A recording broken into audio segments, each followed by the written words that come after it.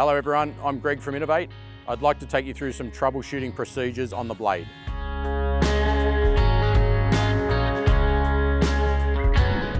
Within the blade TMA, there's 14 sensors. They correspond with an electrical circuit board underneath this red plate. So we're going to remove that now and have a look.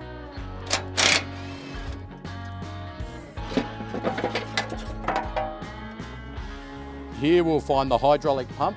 This lowers and stows the attenuator. There's an electrical fuse here, and underneath here is the circuit boards.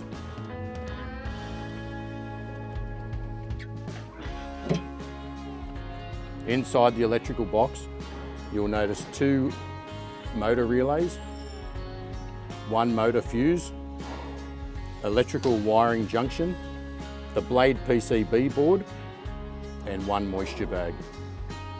The LEDs on the printed circuit board correspond with the blade positioning sensors.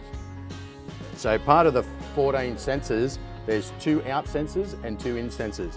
This part here sees the out sensor.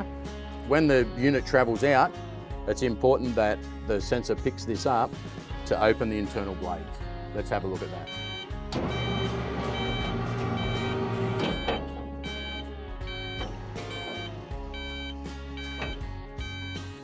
So if your internal blades aren't opening correctly or functioning right, we can always look at this bracket or look at that out sensor.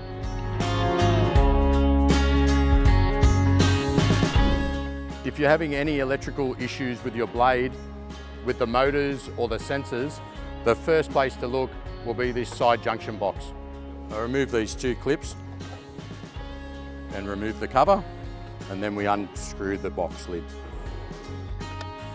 Your electrical connections are within this box.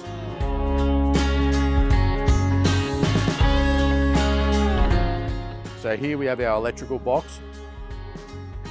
All relays and fuses are located within that. Our dual battery setup is here,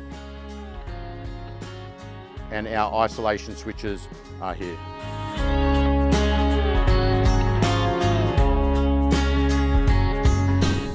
Connecting the blade attenuator to the vehicle, we have 3 main connections. They're 175 amp Anderson plug, a 7-pin flat trailer plug, and a 6-way quick connector. The 175 amp Anderson connector plug is right here. It has 24 volt power supply supplied to the attenuator. Then we have a 7-pin flat trailer plug. This supplies all your standard lighting, your clearance lights, indicators and stop lights through that plug. The 6-pin quick connector is down here. It has your brake strip, your proximity switch, and your cutter lights or amber warning lights. The in-cabin blade controller connects here.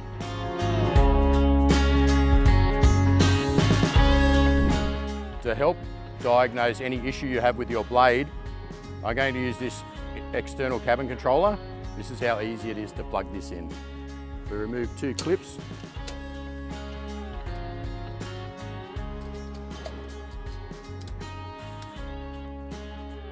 And now we have full control.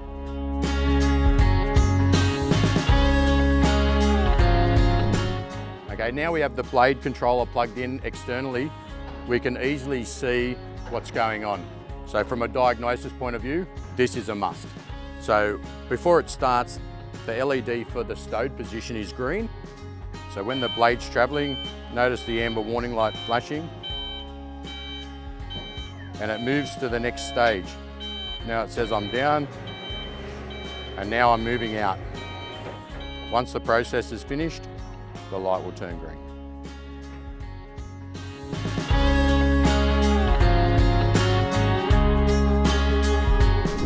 So if your blade's not extending or retracting correctly, it's always a good idea to check the teeth on the nylon tracks.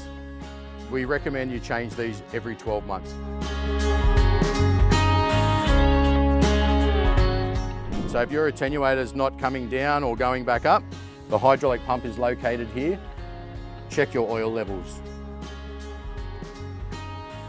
You can see it easy on this stick.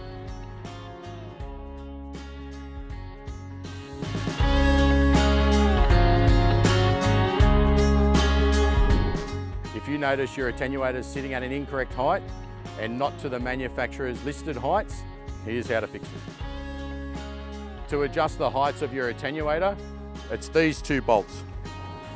2 on this side and 2 on the other side.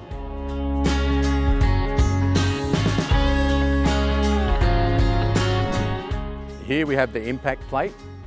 In the event of a collision, the brake strip is the first thing hit. It puts the brakes on the truck and it also sounds the horn. So in the event that the Doctor air brake system or the AIB system isn't working correctly or functioning right, the first thing to check would be this brake strip. How we check to make sure the Doctor air brakes or the AIB system's working correctly, we do this test.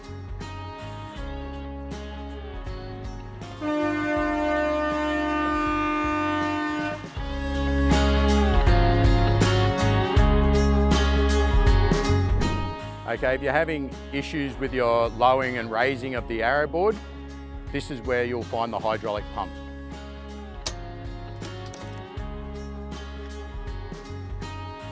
What we need to do is check for oil leaks from the hydraulic lines and the hydraulic ram.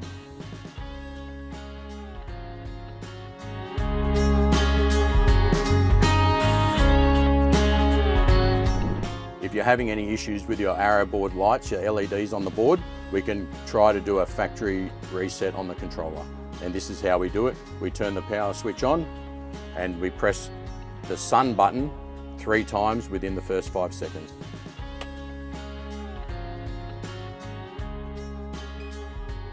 This is the screen that will appear. We select 15G, and how we do that is by using the arrows for across, left and right, and up and down. To save your selection of 15G, press the work light button. This will send you back to the home screen and your controller is reset.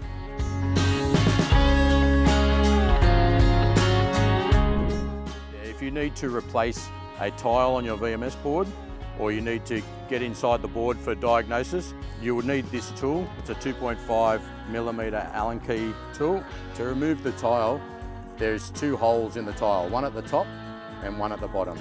Okay, so we need to insert the tool into the tile, turn 1/4 of a turn clockwise, and now you can remove the tile.